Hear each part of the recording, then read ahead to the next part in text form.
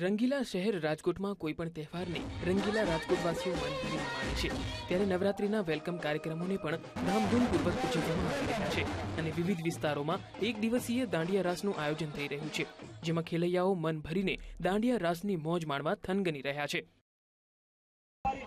માના નોરતા નજીક આવી રહ્યા છે ત્યારે રાજકોટમાં અત્યારે ખેલૈયાઓ ખૂબ જ આનંદ કરી રહ્યા છે અને રાજકોટમાં નહીં 17 થી 18 આયોજન થાય છે। તમે નવરાત્રીના 9 દિવસની બદલે અત્યારે 15 રાત્રિ માણી શકો એવું આયોજન છે જબરદસ્ત અને આમાં અલગ અલગ સ્ટેપથી ખેલૈયાઓ ખૂબ જ સરસ રીતે ખેલી રહ્યા છે।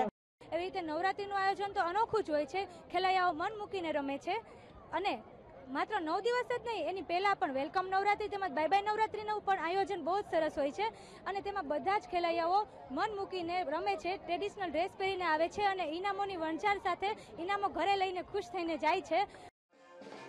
રાજકોટના બાલભવન ખાતે પત્રકાર ગ્રુપ દ્વારા ધમાકેદાર અર્વાચીન રાસોત્સવનું આયોજન કરવામાં આવ્યું, જેમાં મોટી સંખ્યામાં ખેલૈયાઓએ દાંડિયાની મોજ માણી। નવરાત્રી પહેલા વેલકમ કરવા નવલા નોરતાને અમે બધા આયોજકો ભેગા મળી અને વેલકમ નવરાત્રી ગરબા કરીએ છીએ।